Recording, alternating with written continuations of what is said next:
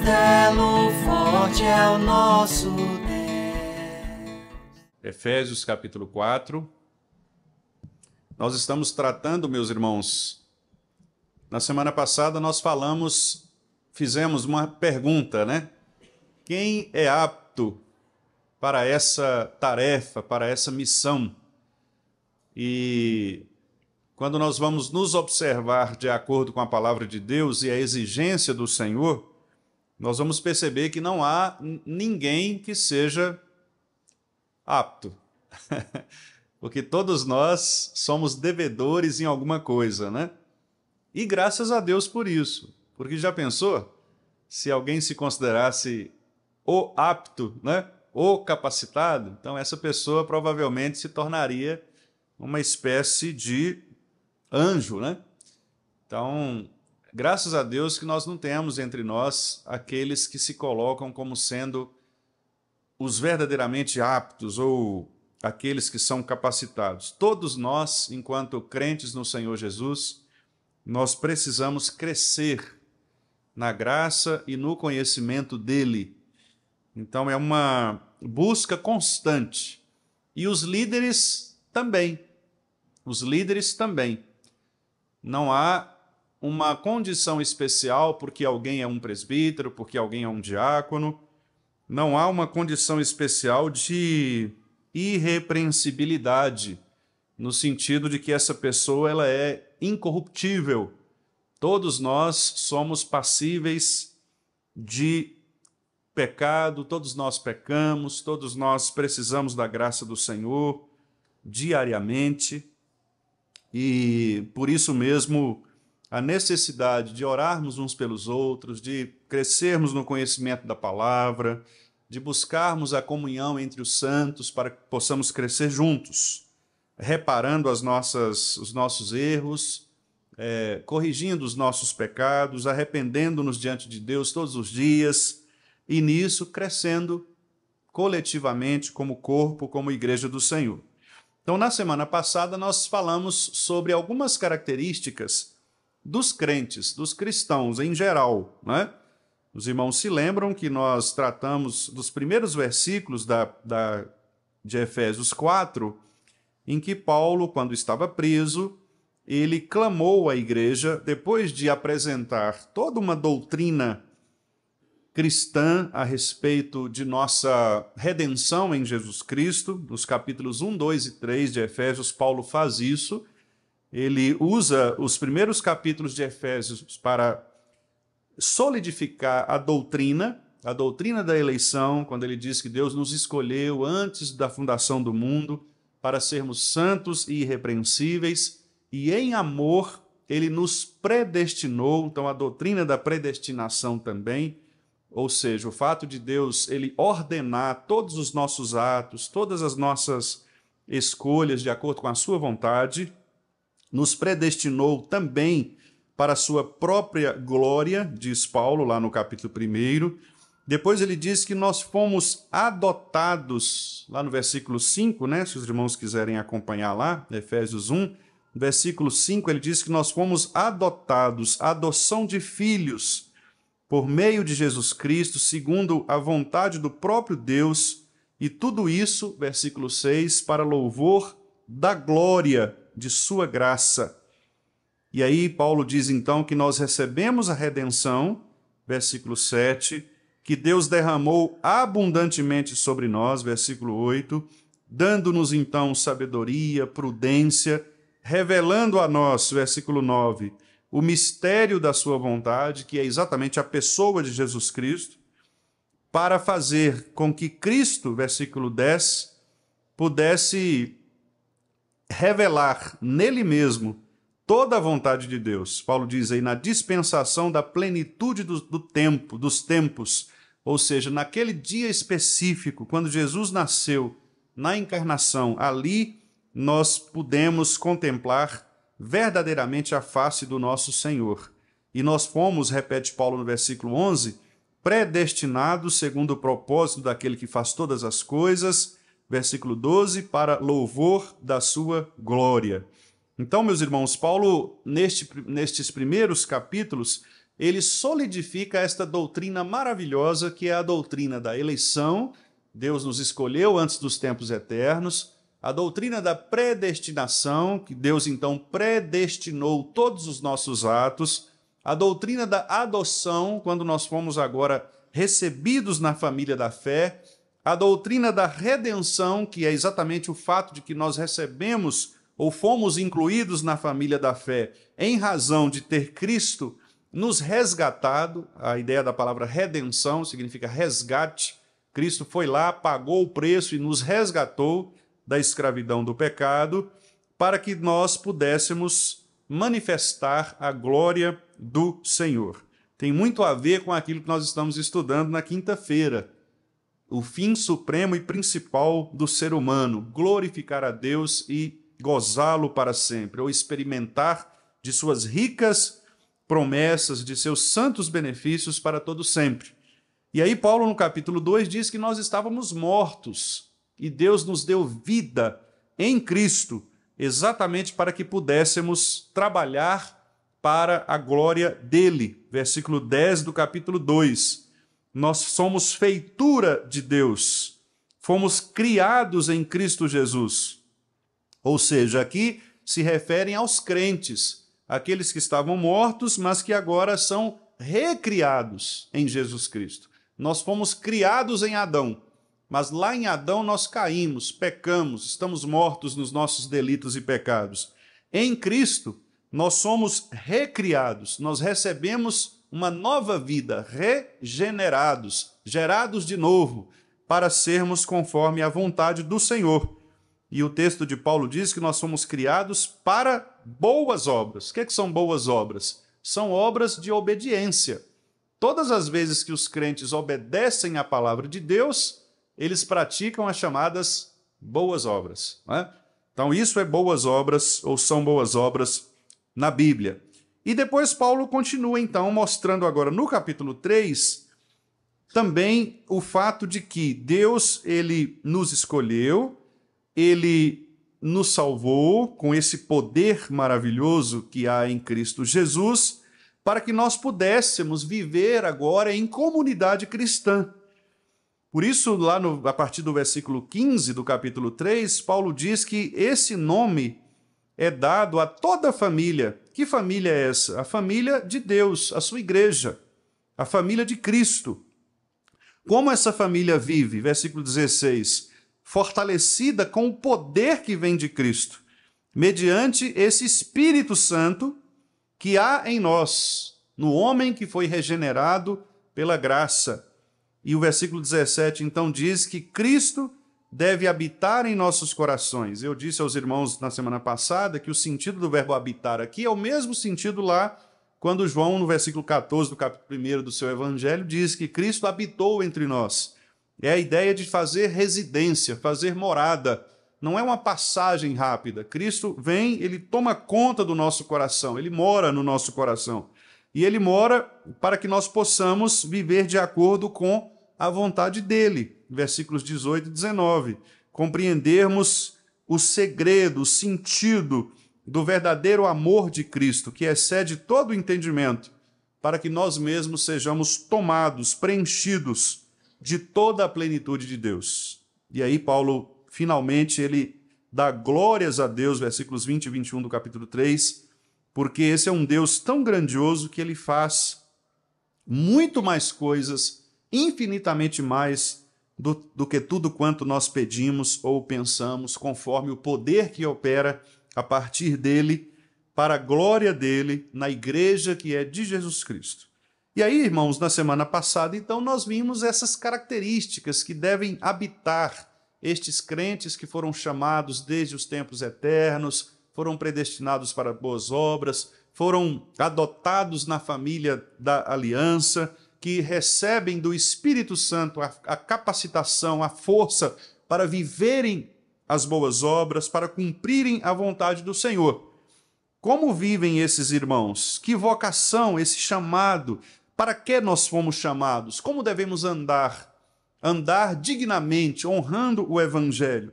Paulo disse, com toda humildade, mansidão, longanimidade, suportando uns aos outros, e esforçando diligentemente pela unidade. Nós vimos aí esses 5 pontos, portanto. A humildade, que é aquela característica de pessoas que não são mais autossuficientes, que não são arrogantes, soberbas, que não acham que os seus méritos, os seus feitos, eles trazem algum benefício diante de Deus, mas pelo contrário, eles sabem da sua total depravação, eles reconhecem sua condição de pecadores, sabem que não podem nada em relação a Deus se não for pela graça de Deus, então eles se colocam como humildes, mansos porque são ensináveis, são pessoas que abrem os seus corações para o ensino da palavra de Deus. Não são aquelas pessoas rebeldes que acham que os seus caminhos são os melhores, que pensam que Deus errou, que Deus se equivocou, mas pelo contrário, são pessoas que são ensináveis. Terceiro, são pessoas longânimas, que têm um ânimo longo, esticado, uma paciência dobrada em relação às coisas da sua vida. Ele não se irrita com as situações que porventura possam fugir ao seu controle, porque ele sabe que, na verdade, a vida não está sob o seu controle.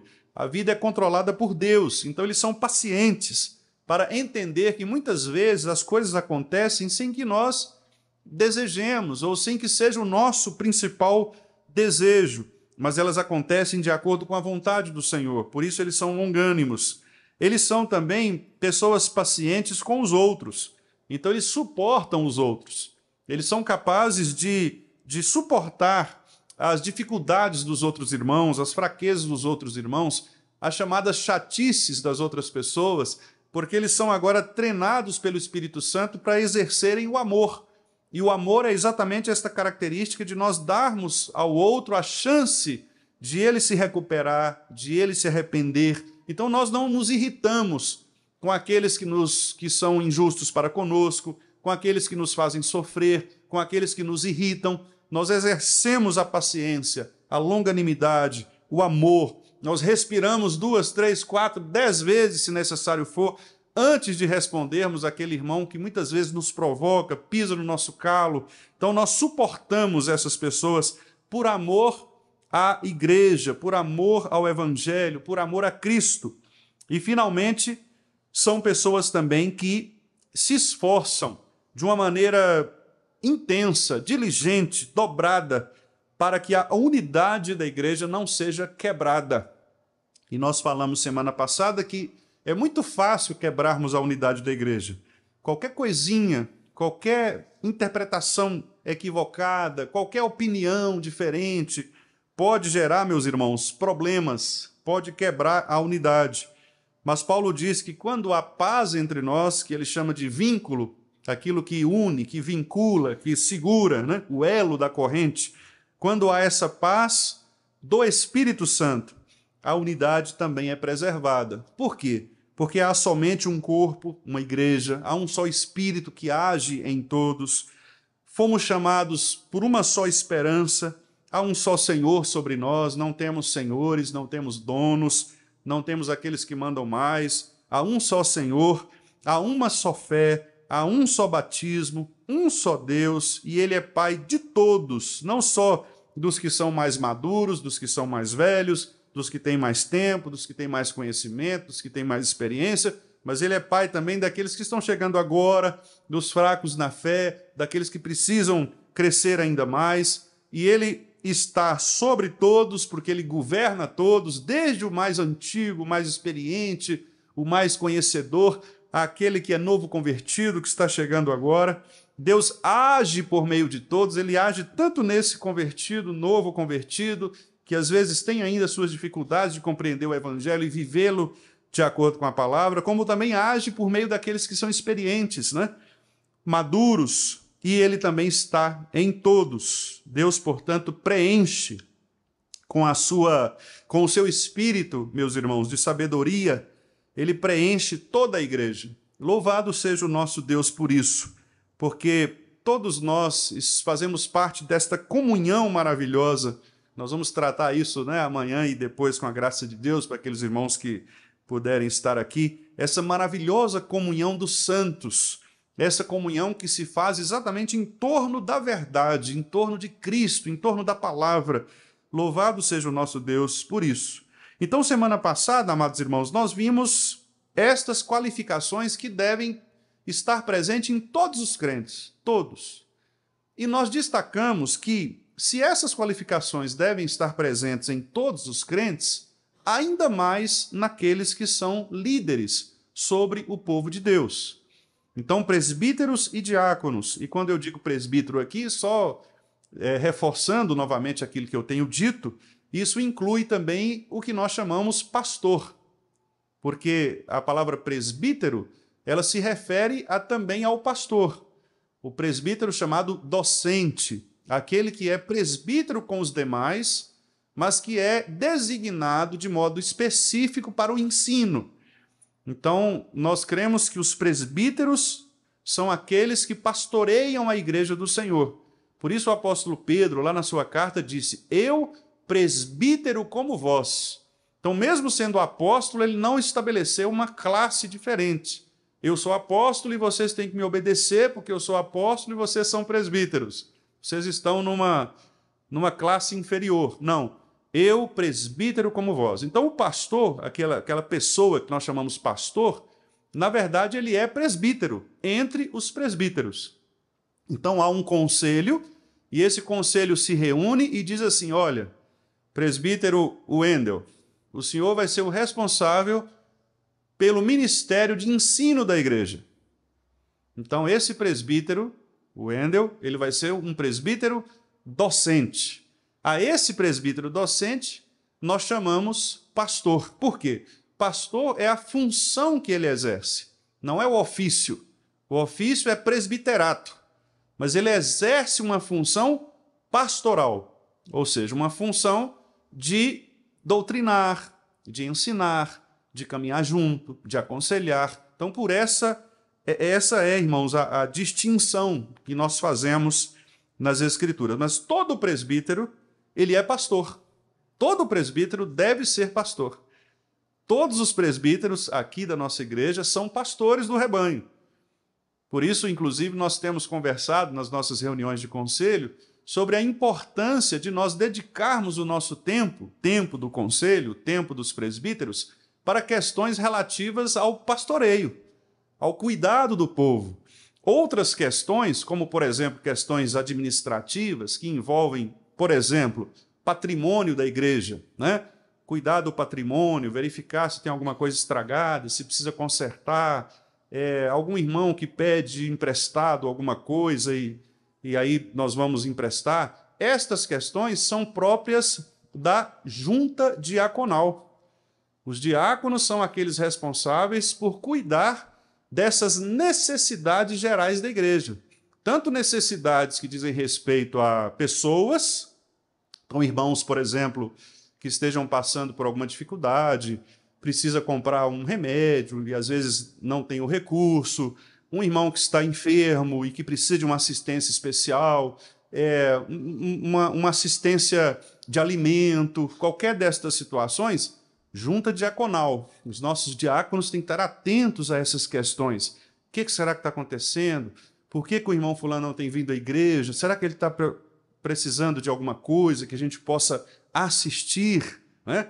E os presbíteros cuidam do pastoreio, da vida espiritual, oram pelo povo de Deus, aconselham o povo de Deus, percebem na igreja o que precisa ser melhorado em relação a estas questões, ao ensino, como que a gente pode tornar a nossa escola dominical uma escola dominical mais bíblica, como que nós podemos tornar o nosso culto público mais próximo da palavra de Deus. É isso que o conselho faz, deve fazer, cuidar das pessoas, verificar o porquê que o irmão fulano tem tido dificuldades na sua fé, porquê que ele tem, às vezes, sido inconstante na igreja. Então, é a função de pastoreio, de cuidado, de preservação espiritual do povo de Deus. Então, meus irmãos, foi isso que nós tratamos, né, resumidamente aqui, essas qualificações, na semana passada. E hoje, nós vamos dar continuidade ao texto, porque Paulo agora, no versículo 7, ele fala de uma maneira específica. Até o versículo 6, ele falou genericamente, ou seja, para todos os crentes. Agora ele fala especificamente. Por isso a expressão no versículo 7, cada um de nós. Então ele diz, e a graça, qual graça?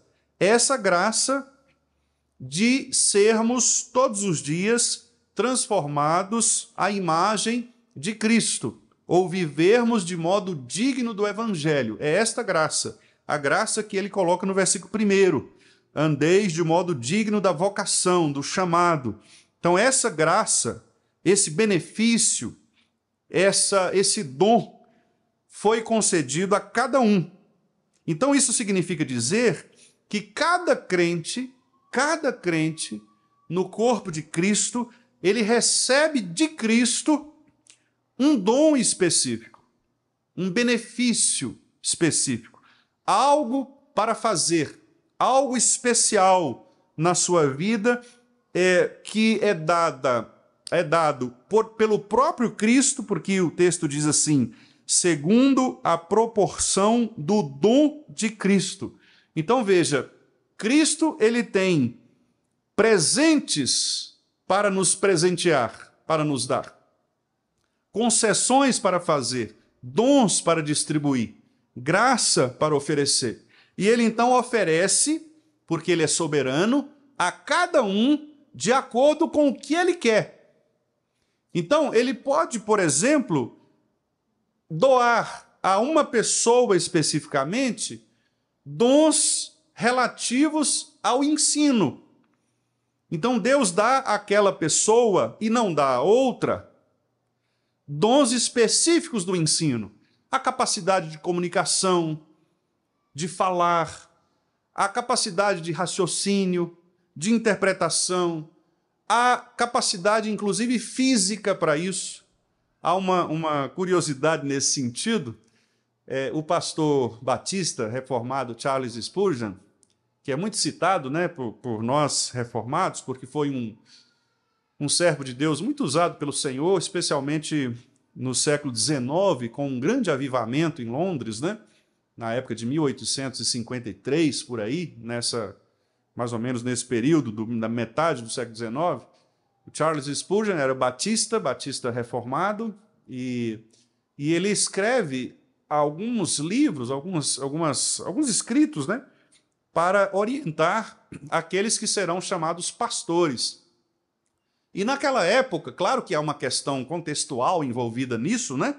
Porque na época não havia luz elétrica, não havia os recursos tecnológicos que nós temos hoje, não havia microfone, né, por exemplo, não havia transmissão, essas coisas todas nós temos hoje. Então, o Spurgeon chega a dizer que os pastores eles não poderiam ter, por exemplo, uma voz baixa, falar baixinho. Ele não poderia ter, por exemplo, ele diz lá, uma caixa torácica retraída, né? Um pulmãozinho fraco. Por quê? Olha, porque ele teria que pregar para multidões. Spurgeon pregava para 10.000 pessoas no tabernáculo de Londres. Então, como é que a pessoa falando baixinho ia conseguir atingir essa multidão? Não tinha jeito. Então tinha que ser uma pessoa que falasse de maneira robusta, né? Uma pessoa que soubesse falar, que tivesse presença, imponência. Hoje, naturalmente, nós temos os microfones, isso facilita muito, né? Mas eu estou usando esse exemplo aqui só para ilustrar esse ponto, de que Deus capacita as pessoas de acordo com aquilo que ele necessita delas. Correto?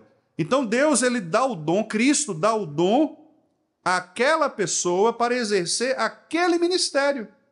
Isso significa que ele não terá outros dons? Não, pode ser que ele tenha mais dons.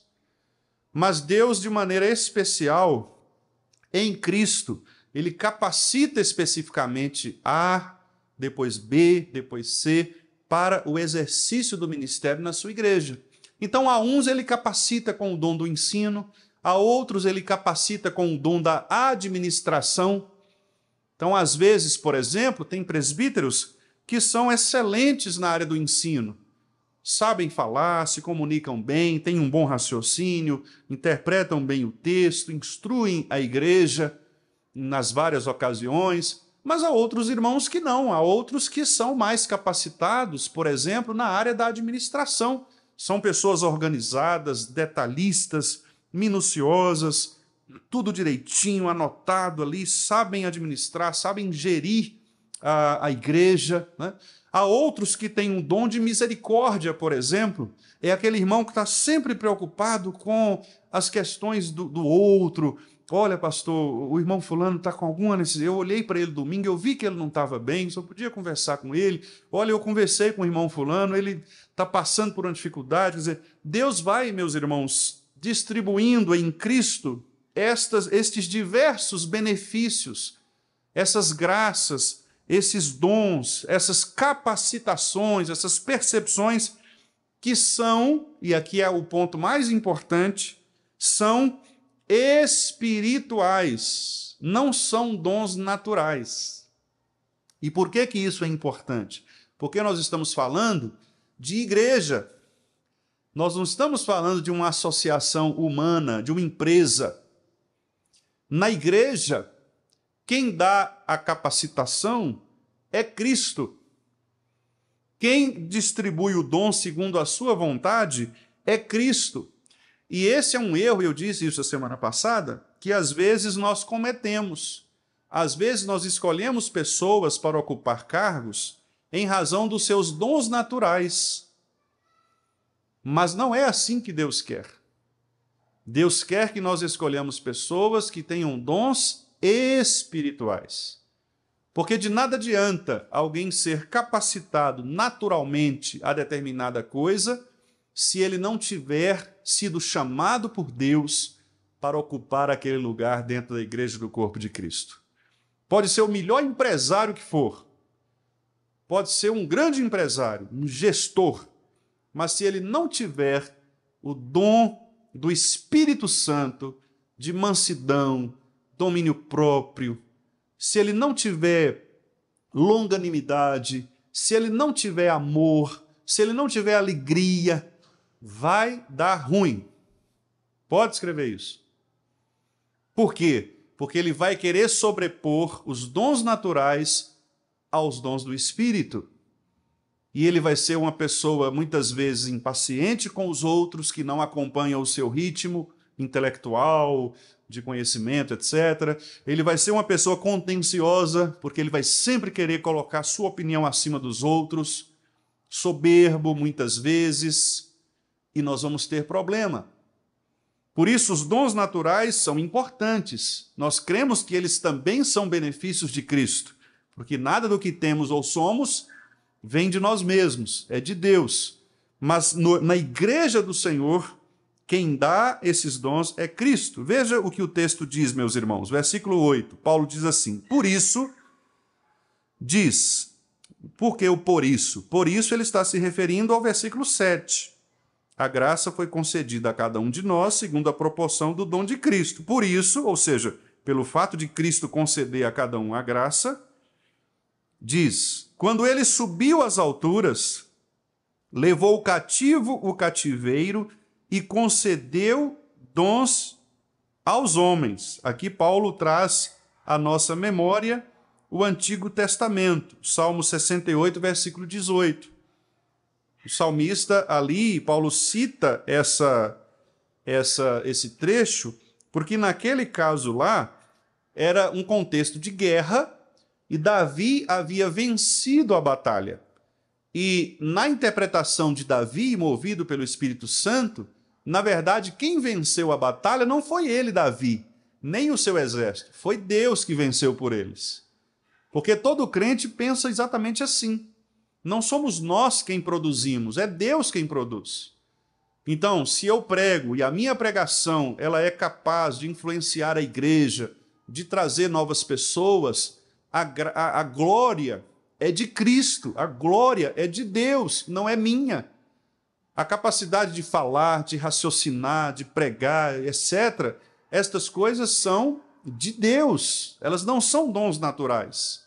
Não é porque eu leio e assisto Reinaldo Polito e aprendo lá técnicas de fala à frente das pessoas, não é porque eu leio o livro tal ou livro X que isso vai me capacitar naturalmente. Não, é dom de Deus. Eu posso colocar o maior comunicador aqui para falar a alguém. Podemos trazer Silvio Santos para falar da palavra de Deus, mas se o Espírito Santo não mover o coração das pessoas, nada acontecerá, meus irmãos. Eu tive um professor de música no seminário chamado Parcival, eu sempre cito isso porque isso me marcou muito, não só na época, mas ao longo de lá para cá eu tenho observado esta verdade. O Parcival dizia o seguinte: Parcival é um maestro muito importante no cenário mundial. Ele viaja algumas vezes para a Alemanha para reger orquestras sinfônicas alemãs. É uma pessoa de muita carreira, né? Ele foi responsável pela música da Universidade Mackenzie, acho que ainda é, por muitos anos ele se envolve com isso.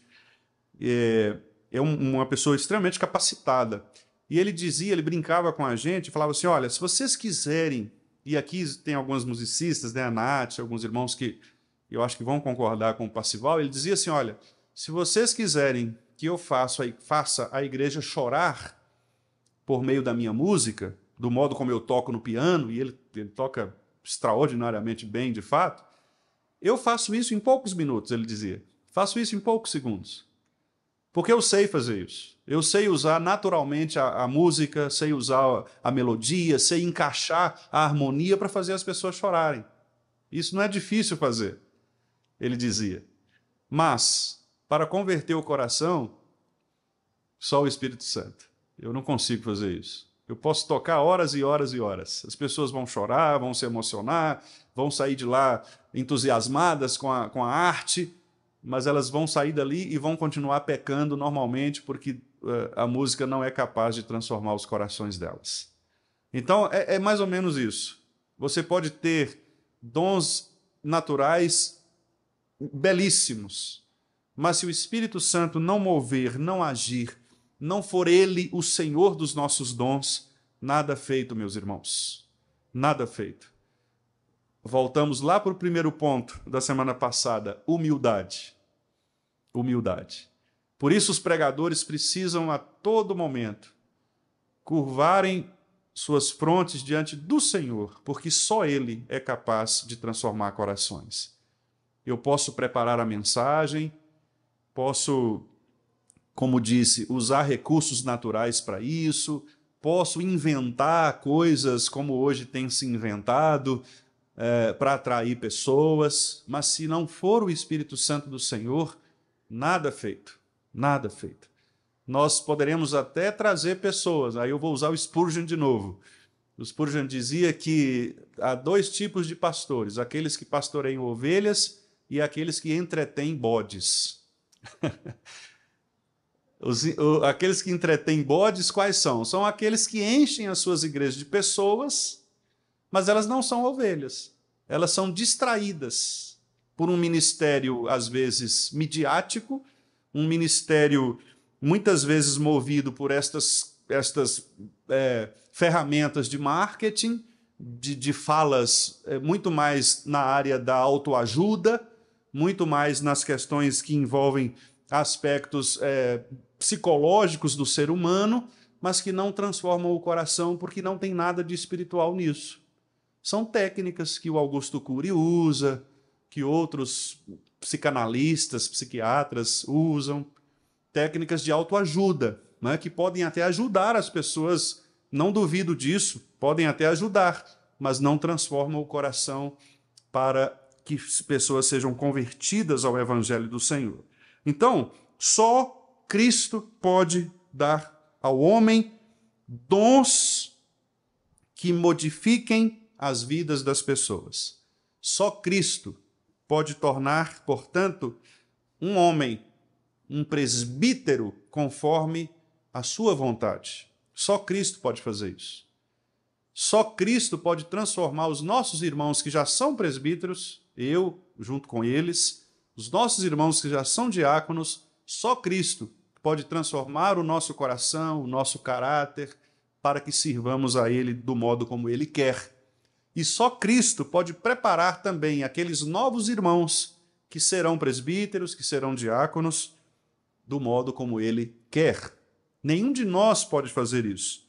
Nosso papel deve ser o de ensinar a palavra, o de orar ao Senhor, mas quem dá dons aos homens é Cristo.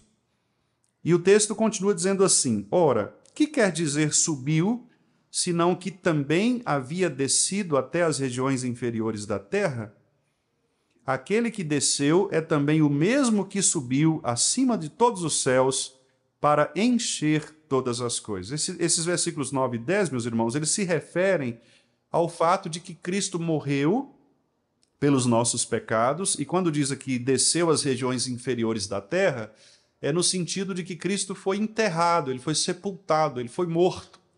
E do mesmo modo como ele morreu e ressuscitou, a ideia de Paulo é essa, então Cristo veio, habitou entre nós, morreu, foi à sepultura, ou seja, às regiões inferiores da terra, ressuscitou, ou seja, ele próprio se restabeleceu à vida, foi pelo poder dele, não foi nenhum outro poder, foi o próprio poder, o autopoder de Cristo, que é Deus, que o fez ressuscitar de entre os mortos, e então esse Cristo, que foi capaz de vencer a morte e de dar vida ao que estava morto, é esse Cristo que agora está no céu e de lá ele enche todas as coisas. A ideia de encher aqui, meus irmãos, é a ideia de suficiência.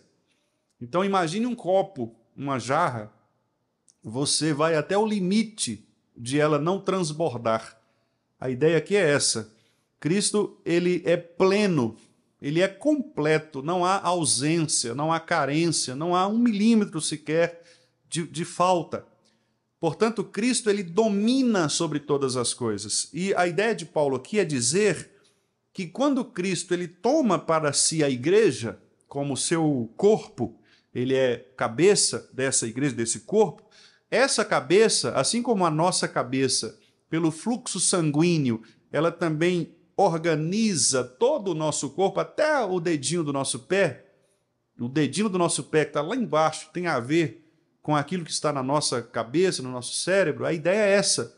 Cristo, ele enche todas as coisas. A partir do seu sistema nervoso central, do tronco cerebral, ele enche todas as coisas. Cristo é cabeça porque ele governa cada detalhe, cada milímetro de nosso corpo, o fluxo sanguíneo, as batidas do nosso coração, os nossos sentimentos, tudo tem a ver com essa cabeça que é Cristo.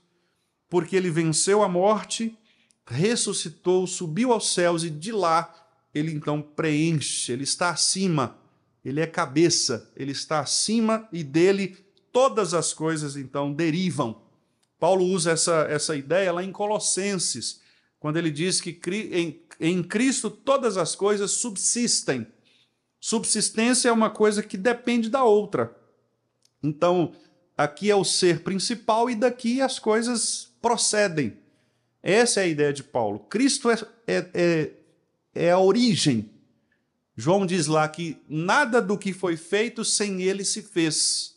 João 1:3. Então, de Cristo todas as coisas procedem. Tudo procede de Cristo.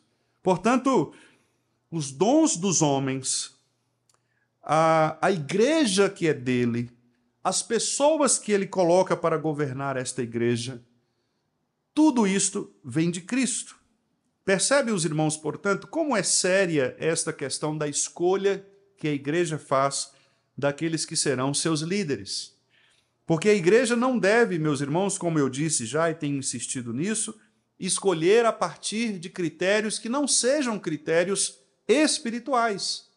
Não é porque fulano é o meu parente, não é porque ele é o meu amigo, o melhor amigo, não é porque ele tenha uma habilidade natural numa área ou noutra, mas porque ele reflete todos os dias esta expressão gloriosa de ser um crente no Senhor Jesus Cristo. Ele é humilde, ele é manso, ele é longânimo, ele consegue suportar as pessoas, ele luta pela unidade da igreja, é uma pessoa comprometida com o Evangelho, uma pessoa que dá bom testemunho do Evangelho, não só na igreja, mas também fora dela.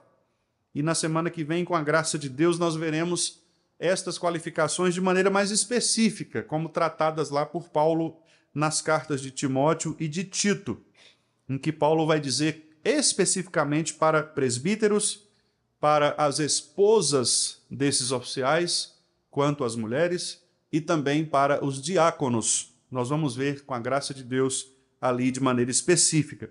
Mas então, meus irmãos, aqui Paulo diz, no versículo 11, que Cristo mesmo, esse que é o cérebro, que é a cabeça, que enche todo o corpo, ele mesmo concedeu, e veja que a palavra conceder, o que é conceder? É dar, é oferecer, é doar. Então, a ideia é que Cristo, ele dá à igreja, ele oferece à igreja, ele doa à igreja. Aqueles que são seus. Percebe isso? Cristo escolhe, ele escolhe o presbítero A para ele. E aí, ele, depois que ele escolhe, ele dá esse presbítero à igreja. Ele fala, está aqui, ele é de vocês, porque ele vai agora atuar em meu nome. Vejam que dinâmica interessante. Porque a igreja é de Cristo. Então, tudo que nós recebemos na igreja vem de Cristo, inclusive os nossos líderes.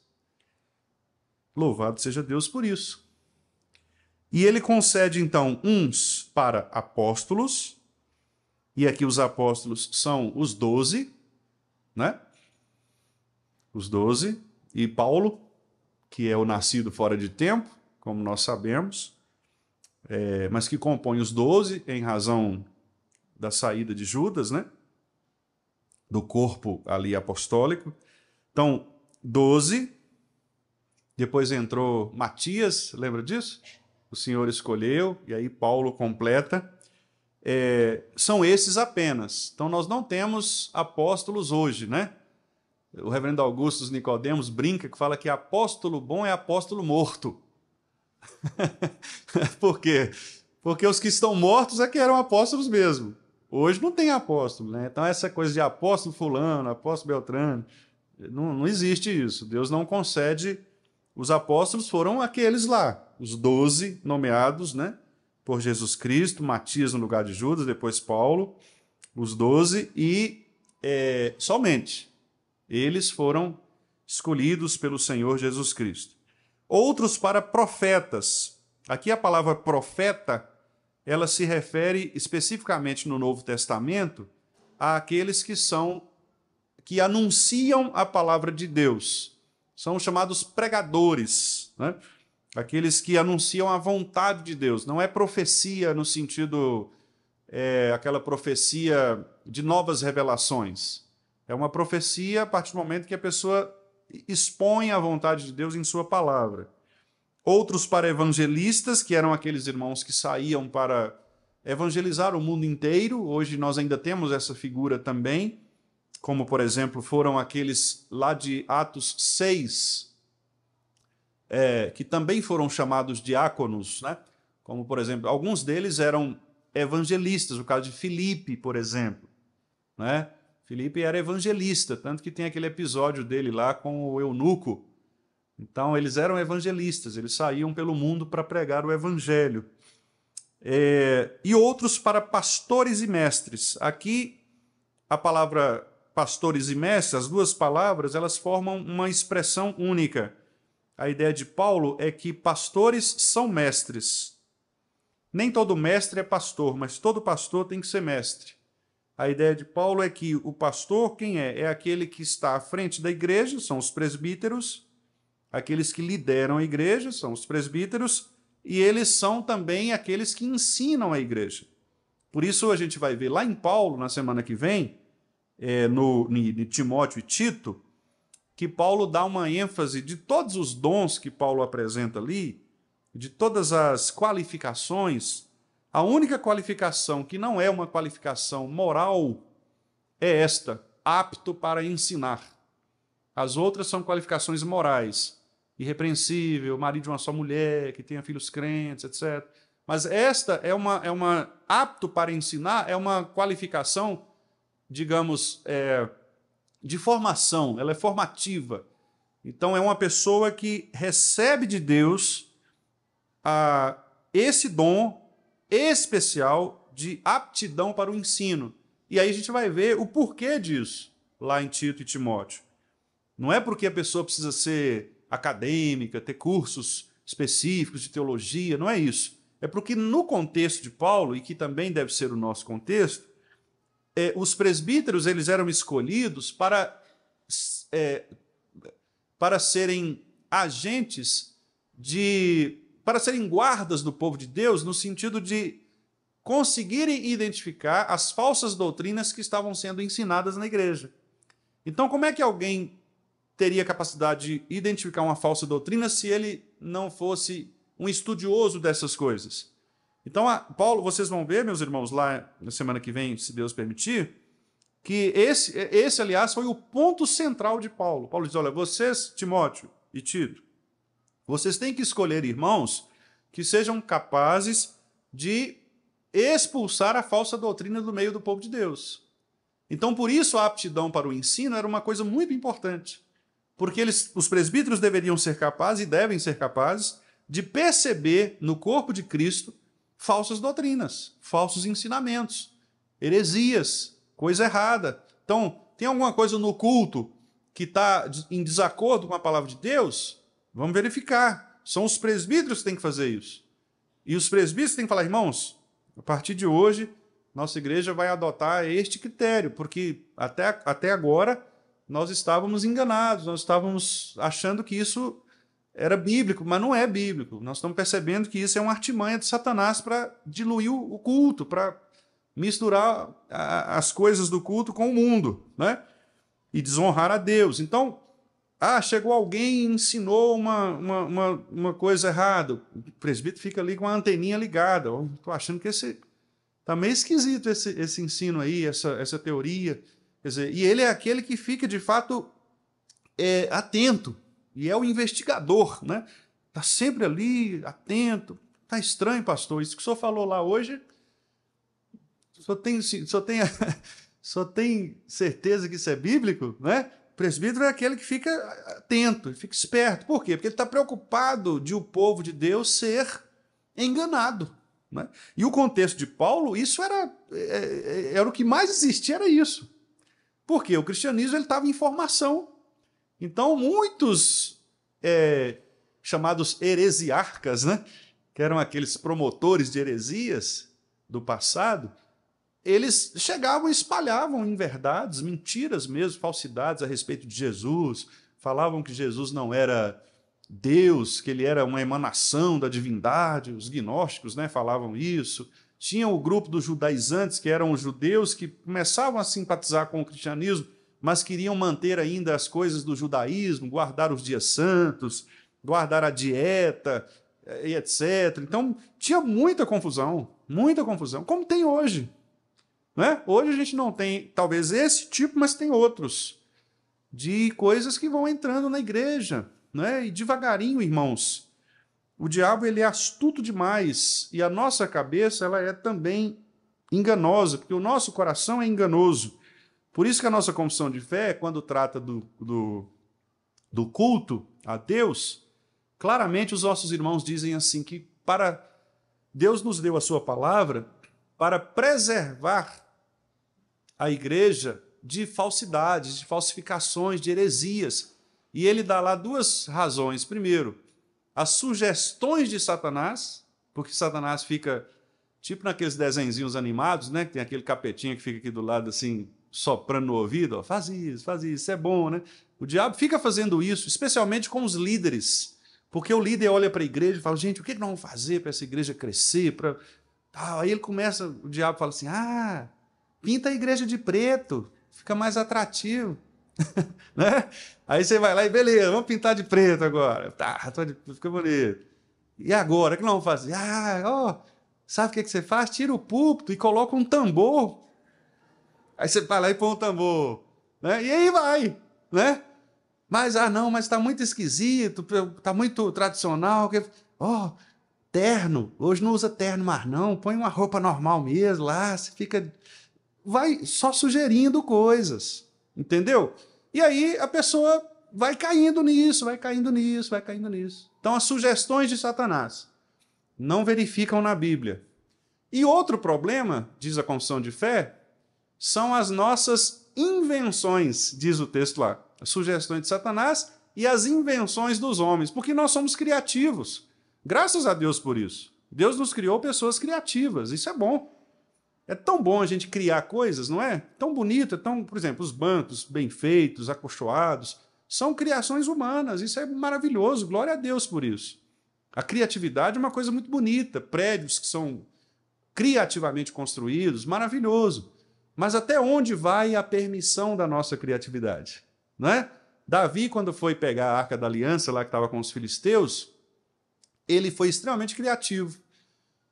Deus tinha falado assim, Davi, eu quero um negócio simples. Você vai pegar só 2 varas e colocar na arca e trazer no ombro. Aí Davi falou, não, Senhor, o que é isso? Que pobreza é essa? Eu sou ricão, eu vou fazer um carro maravilhoso. Esse negócio de trazer no ombro, isso é pobreza demais, né? Vamos gastar, vamos fazer um negócio bonito. Davi fez aquele carro maravilhoso e tal, né? Cheio de festa, tocando trombeta, aquele negócio. O que aconteceu? Uma pedrinha Deus colocou lá, né? Para parafrasear Carlos Drummond de Andrade, tinha uma pedra no meio do caminho, né? Deus colocou uma pedra lá no meio do caminho, e aí o carro bateu na pedra, a arca despencou, aquele rapazinho, gente boa pra caramba, bem intencionado, chamado Uzá. Nome bom para colocar num filho, né? Uzá. Uzá, o que ele fez? Foi lá e tentou aparar a Arca da Aliança. E olha que ele fez uma coisa muito boa. Eu acho que eu faria isso, se não fosse movido ao contrário pelo Espírito. Eu acho que no meu impulso era a Arca da Aliança. A Arca da Aliança é pequenininha, irmãos, não é? A gente acha que é coisa, mas era coisa de 1 metro. É pequenininha. Ela foi cair. E esse homem muito bem intencionado, chamado Uzá, tentou aparar. Ele morreu, meus irmãos. Morreu. E ele morreu por uma única razão, porque Deus tinha dito na lei que ninguém deveria tocar a arca, porque ela era sagrada. Por isso que ela deveria ser carregada com as varas traspassadas pelas argolas. Ninguém deveria tocar a Arca da Aliança. A gente pensa assim com a nossa mente humanista do século XXI, né? Que Deus mau. Esse homem foi tão sincero, tão gente boa, né? Fez uma ação tão agradável. Sim, mas não era o que Deus mandou fazer. Deus não se agrada da desobediência, ainda que nós aleguemos sinceridade nisso. Então, o culto que Deus quer é um culto obediente. Para que o culto seja sincero, ele tem que ser obediente primeiro. Não adianta nada nós sermos sinceros sem obediência. Eu acho muito perigoso quando nós invertemos esses polos. Mas vamos voltar aqui, irmãos. Então, pastores e mestres servem para quê? Para cuidar e ensinar o povo de Deus e proteger o povo de Deus dessas influências perniciosas que tem por aí. Doutrinas, mau comportamento e etc. E aí Paulo, então, nos versículos 12 em diante, especialmente até o 16, né? Que foi o que a gente leu na semana passada, todo o texto, do 12 ao 16, ele vai enumerar aqui alguns benefícios de Deus conceder estas pessoas para a igreja. Para que tem essas pessoas na igreja? Para que tem evangelista, pastores, mestres? Para quê? Não poderia ser uma organização sem liderança? Né? Não poderia ser um povo assim, livre? Ah, não, nós não temos pastor, não. Nossa igreja não precisa disso, não. A gente vive, né? Por quê? Aqui Paulo explica. A primeira razão que Paulo dá é o aperfeiçoamento dos santos. Aperfeiçoamento. O que é aperfeiçoar, meus irmãos? Melhorar.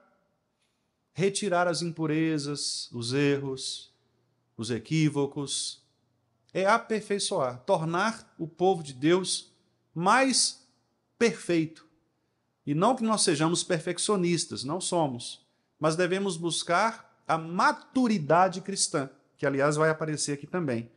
Aperfeiçoamento é isso, é melhorar, purificar, é cada dia mais limpar o povo da sujeira do pecado, da impureza do pecado, fazendo com que o povo seja cada vez mais santo ao Senhor. Segundo benefício, é para que o povo possa trabalhar bem. Trabalhar bem. Isso está na frase, para o desempenho do seu serviço. Para que nós aperfeiçoamos as pessoas? Para que nós tiramos as impurezas, melhoramos as pessoas no corpo de Cristo? Para que elas possam trabalhar melhor. Para que elas sejam crentes melhores no desempenho do serviço delas na igreja. Percebem como que o ensino está estritamente relacionado a isso? Às vezes eu fico triste assim com cenários que eu vejo por aí. Por exemplo, o irmão André Lino falou uma coisa importante aqui no aviso da UPH. Ele falou assim, irmãos, às vezes a gente não sabe como presidir uma reunião, fazer uma ata, vai ter um treinamento para isso. Olha para você ver que maravilha.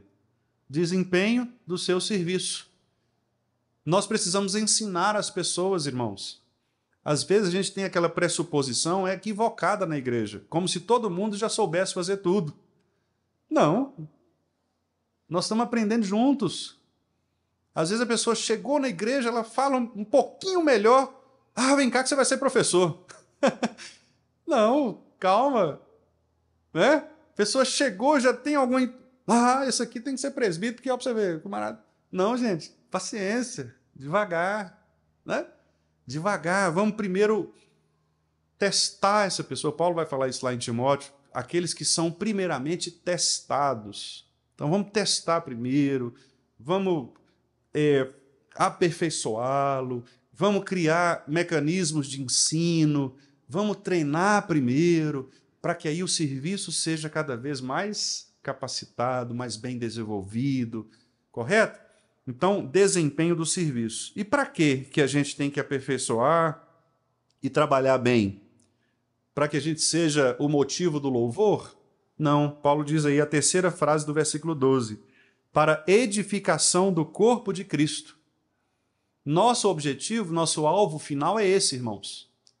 É edificar a igreja. Então, se eu trabalho, se eu tenho o dom do ensino, e eu reconheço diante de Deus esse dom, a igreja reconhece em mim esse dom, e a igreja me coloca numa função de ensino, seja na escola dominical, seja em outro lugar, o que eu tenho que fazer? Eu tenho que ter em mente que o meu trabalho como professor é aperfeiçoar o grupo que Deus me deu para pastorear, para que eles possam trabalhar melhor na casa do Senhor, para que o corpo de Deus como um todo seja edificado. É a unidade que nós falamos lá atrás que precisa ser mantida.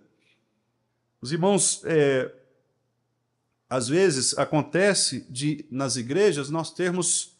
Paulo condenou muito isso, né, especialmente em Corinto, quando havia chamadas panelinhas. Os reformados davam um nome mais chique para isso, eles chamavam de ecclesiola in ecclesia, né? Ou eclesia, que é uma igrejinha dentro da igreja. A ideia é assim, você tem pequenos grupos, então às vezes uma sociedade interna, um ministério específico, que às vezes acha que é mais importante na igreja do que os outros. Não, nossa sociedade, nosso ministério é mais... Se não existir, a igreja acaba. Se a gente não trabalhar aqui, acaba a igreja. Né? Infelizmente tem isso. Por isso que Paulo está dizendo, esforcem-se diligentemente para manter a unidade. Por quê? Porque esse tipo de vaidade quebra a igreja do Senhor e o corpo de Cristo. Por isso que Paulo insiste dizendo, nós temos que aperfeiçoar os santos para que eles trabalhem bem para a edificação do corpo. A edificação de todos. Todos.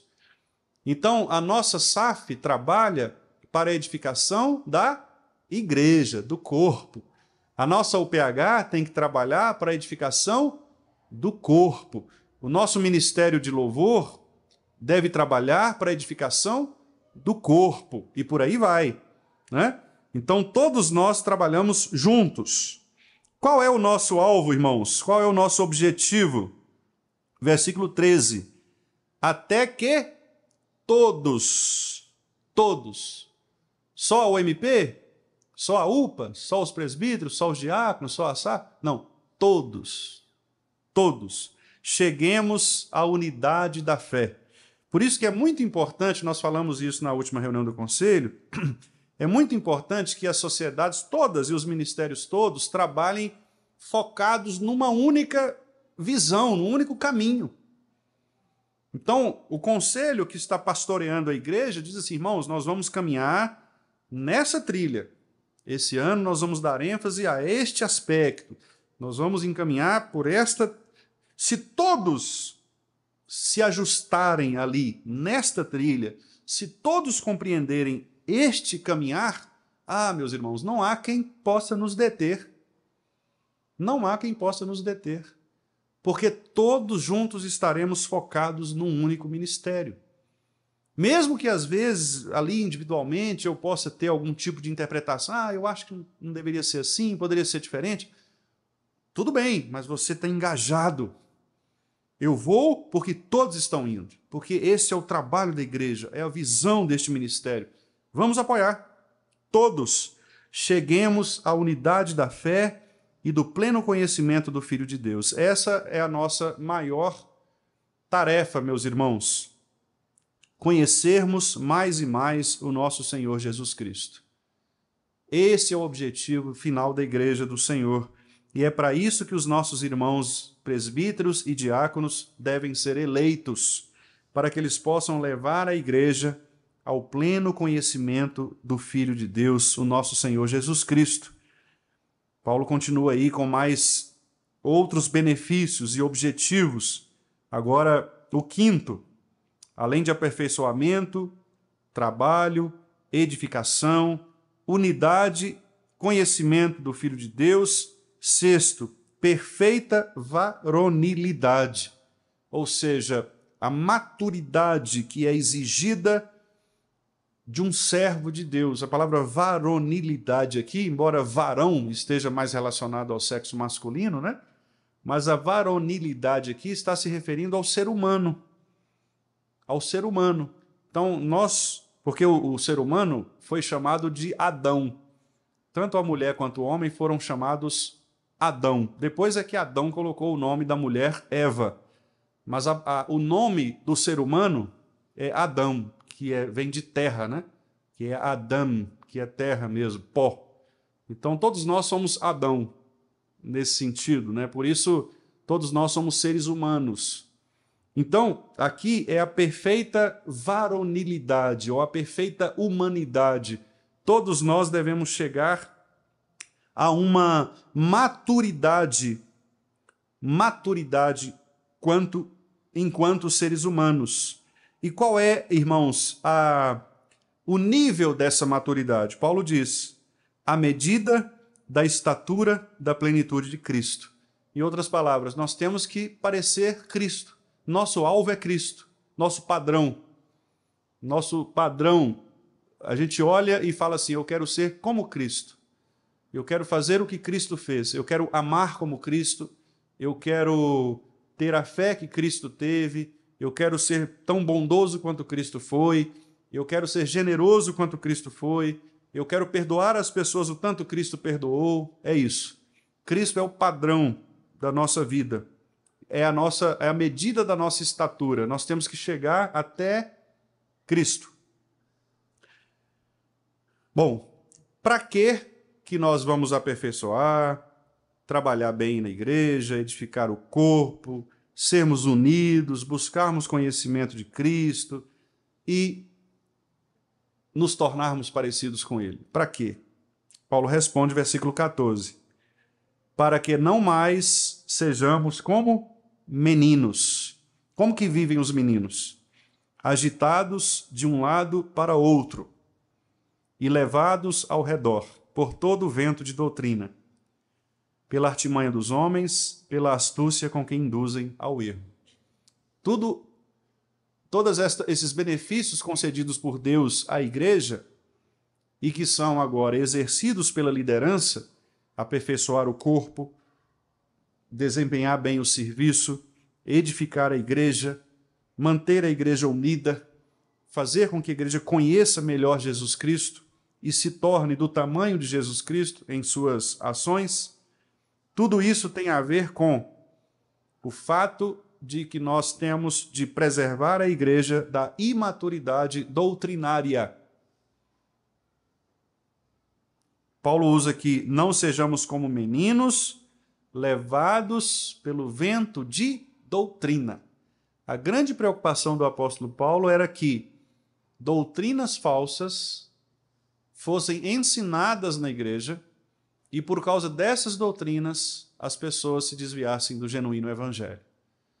Então, a igreja, irmãos, a comunhão dos santos, que é proposta aqui, o aperfeiçoamento, o desempenho do serviço, a edificação, etc., existe para manter a igreja unida na verdade da palavra de Deus.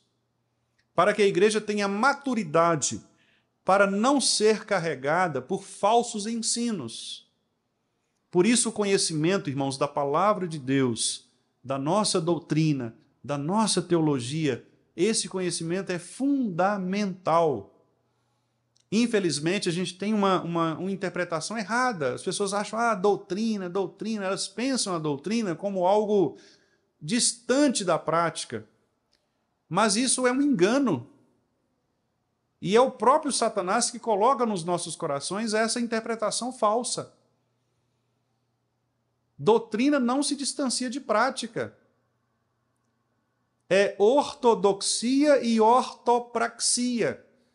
O modo certo de pensar é o modo certo de fazer. Nós não teremos condições de fazer o que é certo se não aprendermos o que é certo. Então nós só podemos agir corretamente se soubermos o que é agir corretamente. Por isso Paulo usou 1, 2 e 3 de Efésios para expor a doutrina e 4, 5 e 6 de Efésios para expor a prática. E ele foi intencional nisso. São 3 capítulos de cada lado. 3 de doutrina, 3 de prática, numa só carta. Para mostrar para nós que a doutrina e a prática são 2 coisas que não se dissociam e elas estão do mesmo tamanho. Por isso, uma doutrina que não me leva à prática não presta. Se eu sou aquela pessoa que ensina as coisas, que sou aquele professor de gabinete, aquele cara, o acadêmico, que estou ali só falando, chamada Torre de Marfim, né? O cara está sentado lá e falando de cima, mas é uma vida totalmente desvinculada disso, saia fora desse professor. Saia fora. O bom professor é aquele que faz como Jesus fez. Ele ensinou sobre o perdão e perdoou. Ele ensinou sobre a compaixão e teve compaixão. É isso. O ensino está conectado à prática. Então, o que Paulo diz aqui é que a igreja, ela deve, irmãos, se solidificar no conhecimento de Cristo para que ela seja madura doutrinariamente, que não seja arrastada pelas artimanhas dos homens, pelos erros que os próprios homens, as nossas mentes criativas, acabam nos fazendo cometer. E para terminar, meus irmãos, Paulo diz que todas estas coisas só podem existir se elas estiverem fundamentadas naquele que é o dom maior, o dom excelente, que ele chama lá em 1 Coríntios 13, que é o amor. Versículo 15. Mas, ou seja, ao contrário de sermos arrastados pelas doutrinas falsas, nós devemos o quê? Seguir a verdade em amor. Em amor. O que é seguir a verdade em amor? É você confessar o conhecimento verdadeiro da palavra de Deus, confessar e ensinar esse conhecimento às pessoas, fazendo isso como Cristo fez, com amor em seu coração. E o que significa isso? Significa compreender que o processo de crescimento, ele é lento, ele é contínuo, ele é gradativo. As pessoas não estão no mesmo nível de conhecimento da palavra, não estão no mesmo nível de conhecimento doutrinário. Então, muitas vezes, alguns vão ser induzidos ao erro mais do que outros. Alguns poderão ouvir os ventos de doutrina mais do que outros. Por isso, a igreja precisa ser paciente, longânima, suportando uns aos outros em amor, ter humildade, ser mansa, ensinável. Para quê? Para que esse aprendizado coletivo, que é o aperfeiçoamento dos santos, o trabalho coletivo, a edificação do corpo, a unidade que deve ser mantida, o conhecimento de Cristo diário e a maturidade, a altura de Cristo, que estas coisas sejam alcançadas exatamente a partir daquele que é o cérebro. Versículo 15. Cresçamos em tudo naquele que é a cabeça, Cristo, a partir de quem todo o corpo, bem ajustado e consolidado pelo auxílio de toda junta, junta diaconal, toda junta, conselho, SAF, o PH, o MP, louvor, crianças, todo mundo, toda junta, todo mundo, segundo a justa cooperação. Justa aqui é no sentido de justeza mesmo, de um parafuso bem ajustadinho, que não dá aquelas, né? É bem fixo, fixidez. Então a ideia aqui é que a SAF está tão coladinha com a UPH, tão coladinha com a UMP, tão coladinha com o Conselho, tão coladinha com a Junta Diaconal, com as crianças, que está todo mundo tão juntinho que não tem... Um não desgasta o outro, entendeu? Um não desgasta o outro. Estão juntinhos. E unidos dessa forma, juntinhos, unidos, colados um no outro dessa forma, o que eles vão fazendo? Eles vão progredindo, crescendo. E aí Paulo encerra o versículo 16 dizendo assim: efetua o seu próprio aumento para a edificação de si mesmo em amor.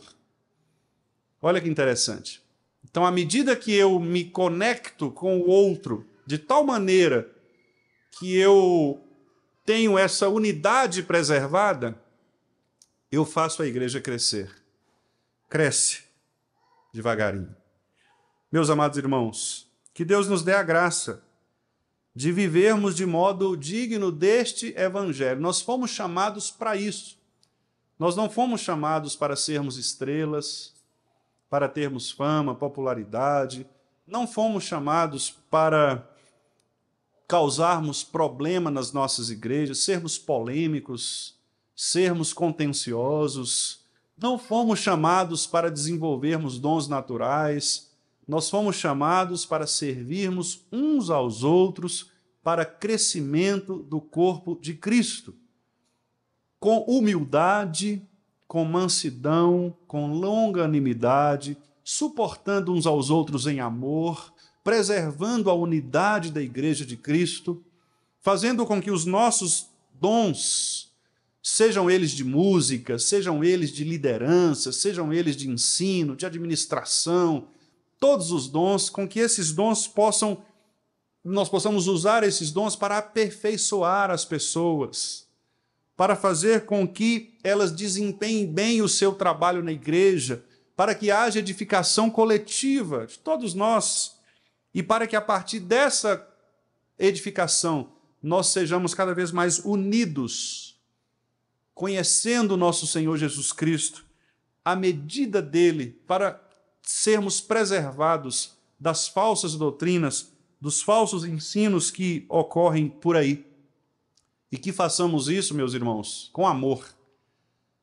Com amor. Olhando para o nosso irmão com o amor que Jesus teve, compassivo, altruísta, sabendo que todos nós devemos caminhar juntos, coladinhos um no outro, com a mesma missão, cooperando, ajustadinhos, para que cresçamos todos os dias e dia a dia o Senhor nos acrescente aqueles que Ele mesmo chamou para si. Assim deve ser o espírito com o qual escolheremos os nossos líderes. Que os nossos irmãos presbíteros e diáconos que serão escolhidos possam caminhar com esta direção, pensando nestes aspectos e orando a Deus desde já, para que Deus mesmo, em Cristo, conceda a eles dons, para que eles possam aperfeiçoar os santos, tornar os santos melhores no trabalho do Senhor, edificar o corpo, para que o povo seja unido, conheça Cristo e fuja das falsas doutrinas e do falso ensino. Que Ele mesmo nos abençoe e nos guarde, meus irmãos.